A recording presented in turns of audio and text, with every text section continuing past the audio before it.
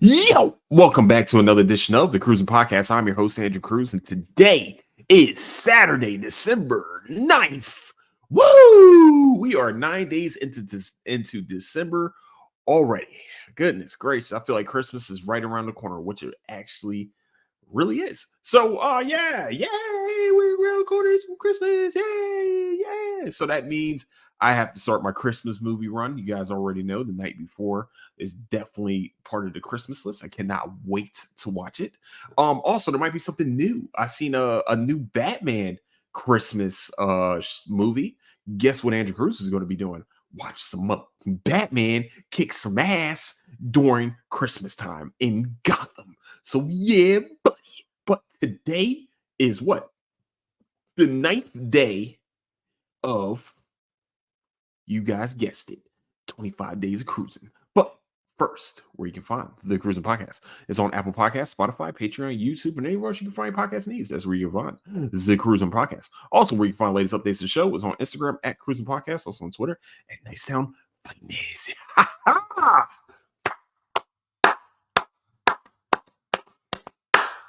I don't know why I just did that. I really don't. I don't. I'm sorry.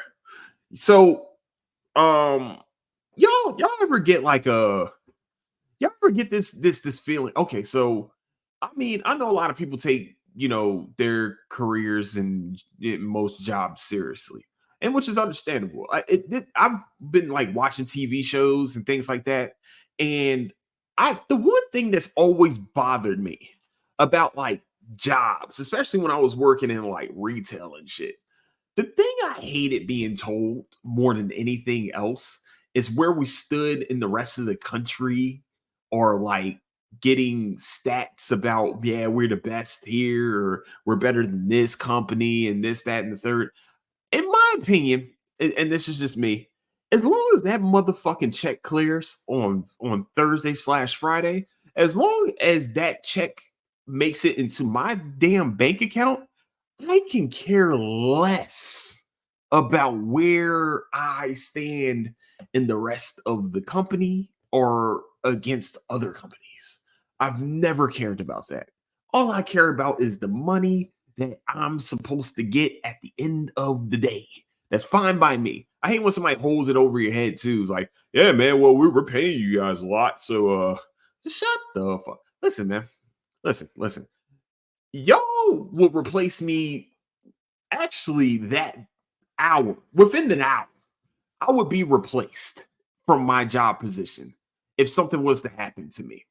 You know what I'm saying? If a life or death situation happened and I chose life and decided to take my black ass home, I'm replaced within an hour. Okay? It doesn't matter how much you get paid. Doesn't matter how far in the lead you are. You could be number one in the fucking world in whatever job you do, and they can replace you just like that. And so when motherfuckers say shit like that, it's just like, and then try to practically place the blame onto you because that's, I don't know. I listen, man. We're going through an age of inflation. Okay, inflation. People are trying to get the cheapest shit possible, aka me. Okay, that's it. I'm people. Okay, I'm people, and I truthfully, wholeheartedly can care fucking less where I stand with other people. I really don't. I mean, like at this point, I'm just at this point in life. As long as I get my money, I'm good. You ain't got. I don't give a fuck. Just let me have my money.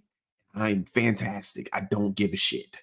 I know most companies will probably shy away from me right now, but that's fine. The only thing I give a shit if I'm number one in the country for is this motherfucking podcast right here. Now, if I'm the number one podcaster in the world, yeah, I'm hyped. Don't get it twisted. I'm amped the fuck up. That means there's sponsorships. That means there are more people listening to the greatness. You know what I'm saying? No, I'm joking. It's not. I mean, it's great. It's great. Don't get it twisted. I feel like podcasting is pretty much second nature at this point. I love doing the 25 days of Christmas. I mean, 25 days of Cruisemas. I truthfully enjoy doing this because it actually gets me in a good rhythm. And also, it's a good test because I have to find shit to talk about every fucking day. Do y'all understand how hard this shit is? It's pretty easy, actually. I just, shit. Really, most of the time, shit just comes to me. I just a lot of things just come to me. It's just I don't know how to really else to explain it. It's just it will come to me, and I'm just like, oh, that's something I could talk about and talk a little bit of shit about for 20 to 25 minutes, or maybe even 30 minutes. Like, okay, I can talk about that. Cool, let's do it. So, today, Shohei Otani got $700 million, signed a contract for 10 years, 700 million fucking dollars. Okay. Shohei Otani is making double the next person. Okay. That's the end of his contract. Double the next person. Now, is my non-existent unborn child already signed up for baseball? Yes, for sure. You know what's great about baseball?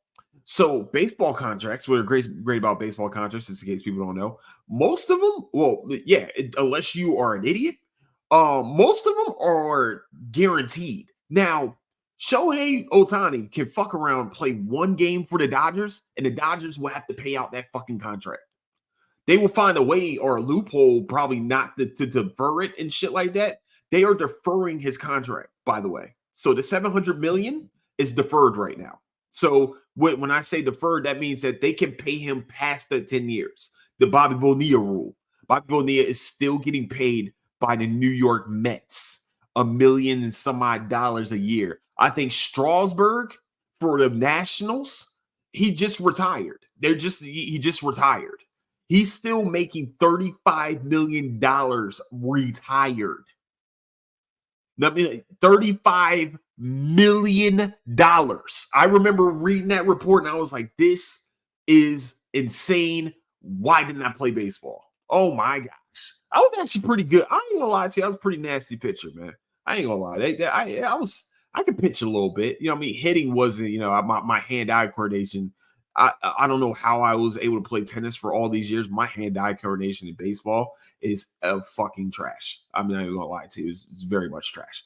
But 700 million, and also the LA Dodgers is the team that he went to, by the way. So y'all went and spent almost $1 billion on a player, right? Just to exit in the first round. I don't understand that part of the story. Like, just for your team to be like the favorites for the World Series. Here's my problem. So he's getting paid twice. He's getting paid practically twice as much as the next player. Okay, that's fine. That's cool. He's that much of a generational talent. Here's my problem is that he won't pitch until not this season coming up, next season. So, and it's like every other season, this dude needs Tommy John surgery due to he's playing both. He's playing outfield and infield. I mean, and he's playing outfield and he's a pitcher. Now, I don't know if he's still going to be pitching 99 miles per hour anymore. I know technology and medical science has definitely, since actual Tommy John got the surgery, has definitely been, fixed. I mean, it has definitely improved and drastically improved. Like, normally, if you had to get Tommy John surgery, that's the end of your career. That's it. Your career is done. I remember watching many of great pitchers get Tommy John surgery, and that was it. I think Kerry Wood was like destined for Hall of Fame and shit like that. And I think he got Tommy John surgery, and that was it. And that's only like 15 years ago. Like, what am I, 34? Damn, 15 years ago. That's about 20 years ago. Shit, I am old. Fuck. It's not okay. No, sorry. But nah, man, I'm sitting here, I'm looking at him just like, shit, man. He's getting paid as a position player in a pitcher right now. That shit is wild as fuck right now. Because yes, the dude can fuck around, win the Cy Young, be the MVP of the league, and be like all-star in both positions. This shit's scary. Like, that dude talent is scary as fuck. That is generational talent for sure. He is the Japanese fucking Babe Ruth right now. Like seriously. Now, and he's doing it against, other competition. I won't say who, y'all know what I'm talking about with other competition in MLB because it was mostly most of my complexion was not allowed to play in the MLB, even though Babe Ruth was probably black. Just putting it out there. That's a conspiracy theory. That's what we heard. Babe Ruth might have been black. We don't know. We don't know. We don't know. I'm just saying. I don't know. Just saying. I mean, the great Gambino. Hey, I heard rumblings. I heard rumblings. That's all I'm saying. But yeah, man, I'm at a point where this definitely puts me towards putting my kid into to baseball for sure. Whenever what I mean, bro, listen, man, listen. I want you playing pitcher and you're playing and you're hitting the shit out the ball. I wear glasses. I'm sorry, you might have to get LASIK at 5 years old. I don't fucking know. It might have to happen, but I'm just letting you know that this is the sport you'll be playing. Okay, I love basketball, but the great thing about MLB, just in case people don't know why that the Dodgers are able to do this with like they have over $1 billion in fucking salary cap on this fucking team. The reason why they're able to do this is because the MLB doesn't have a salary cap. So they can do whatever fuck they want. I mean, the owners can be like, yeah, man, here you go, bro. What you want, man? Do that dance, do that dance. You know what I'm saying? They can do that. That's why I'm like, I'm cool if the Phillies somehow brought Mike Trout back home. I'm saying this, man. I think that's what the Phillies are kind of missing. Sorry, hold on. Something's weird. Okay, there we go. I think that's what the Phillies are kind of missing right now. So somebody from Philly, somebody that's connected in the community, especially that's been part of Philadelphia, that's lived in Philadelphia. I think that's really the big part of the Phillies missing. Like the Flyers, they had a chance to get somebody from Philly or somebody that grew up a Flyers fan and shit like that. They didn't do it, but the Flyers are number 2 in Metropolitan. Bitch, yeah. Y'all thought this was a throwaway season? Fuck no. Teabag. No, I'm sorry. Whoa, I'm sorry. My fault. That was aggressive. That was aggressive. I'll take full blame for my aggressiveness on that one. But I think the Eagles got somebody from Philadelphia. I mean, you got some homegrown kids from Philadelphia. They understand playing for that green and playing for the green, baby. Playing for the green, baby. And then you got the Sixers. They just brought in Marcus Morris, and Pat Bev is just completely Philadelphia in and out. He's probably not even from Philly. I don't think he's from Philly, but like he's just that he's from Philly now. Like we've claimed him. He's a Philadelphia now. I don't give a shit what anybody tells me. Pat Beverly is a Philadelphia for sure. But I'm sitting here and I think that's the only thing the Phillies are missing. I think you got the superstar talent with Bryce Harper. I mean, you got sucks that Reese has to go. And I mean, somebody was like, man, it's because Bryce wanted to play first. I said, no, it's mostly because you're trying to save the injury prospect of Bryce Harper. And the best place to kind of put him is first fucking base. I mean, what happened to Reese was a freak accident. That's some freaky ass shit that happened to Reese. I hope for a successful career wherever he goes. Or if he comes back to Philly, that'd be cool too. I don't give a shit. Now you can finally move Schwarber into the DH role, which should have been fucking happened. I mean, I'm excited to see what they do. I mean, because I know people don't want to get rid of Castellanos, but motherfucker doesn't show up in playoffs. He had a great season. He had an all-star season. It was amazing. But when the playoffs and when we needed you the most, what the fuck did y'all do? You know what I'm saying? So I think the homegrown talent, I think because mostly you get that extra energy playing in Philadelphia. I mean, you get that extra energy playing for your home. For real. I think he would have killed it as a Marlin. Yeah, if he went back to Miami. But I think he took more money from Philadelphia. Just said, fuck that, baby, threw that there. You know what I'm saying? Shit like that, bro. I mean, I'm just saying, man, like, because when Bryce got signed to Philly, I was like, I think his shit was like 13 years, 300 some odd $1 million or some shit like that for 13 years. I'm like, shit. And he's getting paid for 13 years? Oh shit. Yeah, I was already saying, yo, I'm about to sign my kid up for baseball. Right. But now 700. Now they talking 700? 700 for 10 years? Shit. Fuck that noise, dog. Fuck man. I might even play some baseball a little bit. Might get back in shape. Do some fucking things. You know what I'm saying? Hurl that motherfucking 99 miles per hour beach. Who's gonna touch that shit? Nobody, motherfucker. No, okay. Sorry, my fault. Sorry, I did a little bit more. Okay, yeah, man. $700 million, man. Congratulations to Shohei Ohtani. You gamed the fucking system and won. I love it. It was beautiful. To me, he has to become the face of baseball for sure. It's to me, there's a couple faces of baseball. It's Mike Trout, Shohei Ohtani, Bryce Harper. Um, it was to me, Aaron Judge has to do a little more. To me, Aaron Judge, yeah, he hit 60 some odd home runs last year. The fuck he do this year? You know what I'm saying? Like to me, I think those are the three. Mike Trout just doesn't like being in the limelight like that. He's one of the greatest baseball players ever, but he's like, I don't want to be. I don't want that. I just want to be a guy that comes to the Eagles games, got season tickets. I want to go to the Sixers games. I think this was great about Sixers too, man. We got the Marcus Morris, right? I did say that, right? Hopefully, I said that. Marcus Morris being from Philly. We got faked out by D'Anthony Melton because they said that his because somebody read his Wikipedia page. Good job, broadcasters. Don't know how to fucking do research, and their research team behind them too.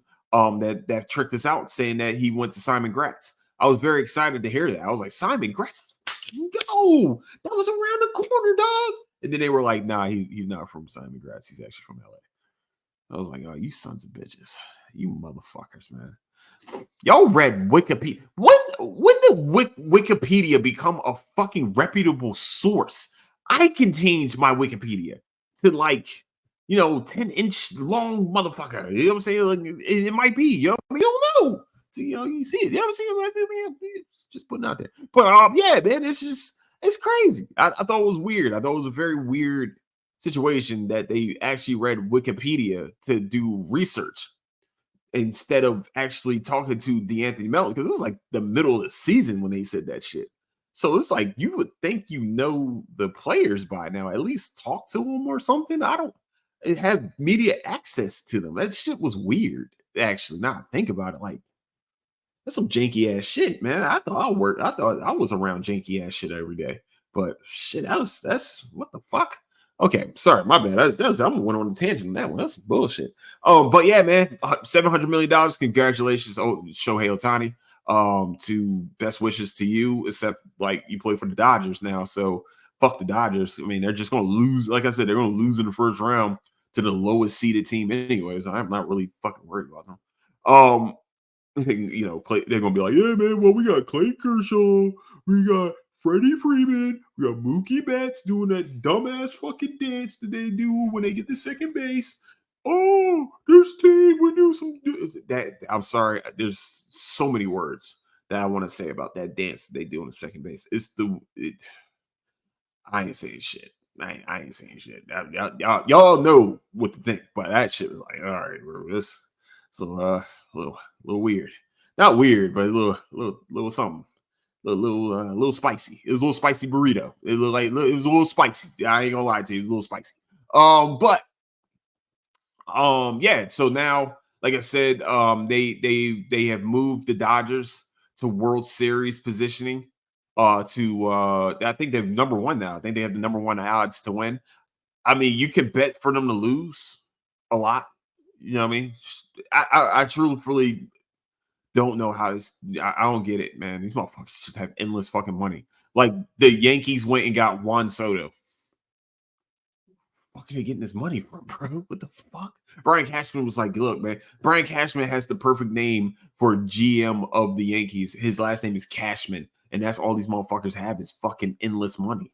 I don't understand it. It's like the Yankees are like a old money, which they are pretty much in baseball. In baseball world, they are old money. Let's be real for a second. They are an old money team. But shit, when are you gonna run out? Fuck. These motherfuckers got $1 billion fucking payrolls. Damn. Shit, man. Just fuck it, I guess. I don't know, man. This wow, that's wild as hell. Okay. Next, we are talking about the NBA Cup. Speaking of teams with old money and somehow fucking built their team. So for a tournament and also for playoffs, this should be kind of a telltale thing for teams to look at for playoffs right now. We know Indiana is not really built to be a playoff team, to be a successful playoff team. They might be successful, they might not. This might have been a good. Actually, this might have been really, really good experience for them. If I'm being honest, this might be actually very good. This could be very good for them, but the Lakers played the perfect team for the finals, and of course, LeBron and the Lakers won the fucking NBA Cup, the inaugural season of the NBA Cup, because that's not a fucking conspiracy whatsoever. And they played literally the perfect team to play in that situation. A young, inexperienced team that's probably, you can count on one hand how many years of experience they have inside the playoffs, like for real, for real. And then you look at the Lakers on the other side, they just had a pretty long playoff run last year, and you have LeBron James, who's 99 years old, still dunking on motherfuckers. And I mean, Anthony Davis plays these type of games in one game scenarios. That literally, like, if you tell him, yo, bro, we need you to go all out this game. All right, cool. But the next, watch the next 5 games, motherfucker only score like 10 points and have like 5 rebounds or some shit. Like dead ass. Like, watch. You're gonna see it. It's just weird. Dog. Like it was very obvious that you wanted the Lakers to be part of the NBA Cup, and especially the first one. It's if you saw the competition, I mean, the only team that they really had to play was the Phoenix Suns twice. And to me, and I will say this to the cows go home, the fucking Phoenix Suns aren't really that good. And I'm being honest. That if I'm being honest, yes, KD's a monster. Don't get it twisted. Don't get it twisted. Booker, D Book, great player. Great player. Bradley Beal hasn't played a game, has he? Has Bradley Beal played a game yet? I don't think he's played a game yet. And their big three, they don't have a fucking point guard. The team's not built to win playoff games. They're built to win. They're exciting. They are very, very exciting regular season team. Playoffs? Nah. They're not going to do shit. It's just they're not built for that shit. And to me, with the Lakers playing the Pacers for this final, like, you could just tell which team has been to the playoffs before, and you can tell which team has never been there. And as many times as Rick Carlisle has been to the playoffs, as many times, actually, Rick Carlisle has an NBA title under his belt too. But as many times as he's been there, I don't think it matters. It doesn't matter when you have like 1,000 years of 1,000 games of playoff experience on the other side. Like Rui Hachimura had fucking playoff experience when he first came into the league. LeBron James has been in the playoffs practically every year of his career. Anthony Davis and NBA champ, multiple time NBA champion. Fucking Anthony Davis. This is practically bubble shit. If I'm being, if some people might call me a hater after this, I don't give a fuck. I'm not no hater, but I'm just saying that this is like a bubble fucking championship again. Fuck it. Let's be honest. They're in a controlled area. They don't have to go anywhere. And here we are. We're playing in the same arena. They got the same shooting background. We're playing in the bubble again. Crazy, right? Crazy how you kind of think about it. And for the inaugural championship, you're just like, yeah, it kind of makes sense that the Lakers just won. Yeah, okay. So already billionaires getting $500,000 more dollars. Okay, cool. Okay, that's not going to charity or anything. It's just going right into his pocket. Fuck, man. Huh. Okay. Interesting. That's all I can say. It's interesting. It's real interesting that the Lakers somehow went 6-0 in the fucking tournament and then blew out a team in the final. Okay. But I'm not gonna lie to you, their defense was fucking amazing this game. Once again, you're playing a team that if you have them in they don't have the half court settings to once again, there's a reason why the Phoenix Suns back in the day never won a fucking championship with Steve Nash. There's a reason for that. There's a reason for that because they didn't have the players to hunker down in the playoffs because it gets a little bit more fucking physical and you get to get fucked up a little bit more. And when you have teams that run breakneck type fucking type offense, they literally don't survive playoff scenarios. And you see because they rely on the other team missing. And if the other team isn't missing and the other team has bigs on the other side, speaking of, you have AD and not just AD, you have Jared Vanderbilt. You have, like I said, Rory Hachimura. You also have LeBron James. And all of them are getting bored. All of them. You have the only tall person that's on the Pacers. The only really tall person that's on the Pacers was Miles Turner. You're not going to beat the Lakers if you're missing a bunch of shots. It's one and done. The only reason why they kept coming back a little bit is because of TJ McConnell. TJ McConnell was fucking hustling his ass off, but that only lasts for a little while. And then those big frames, and man, you're not beating them in a playoff scenario if your team can only run fast breaks. If that's the way you score a lot of your points, and not just fast breaks, but you play a fast-paced game, they're going to wear you the fuck out because they're going to slow down the game. Because first of all, they're vets at this shit, and they know how to control the tempo of the game. That's why people love James Harden's kind of gameplay a little bit because you're not going to speed James Harden up. James is going to play the same speed the whole entire way.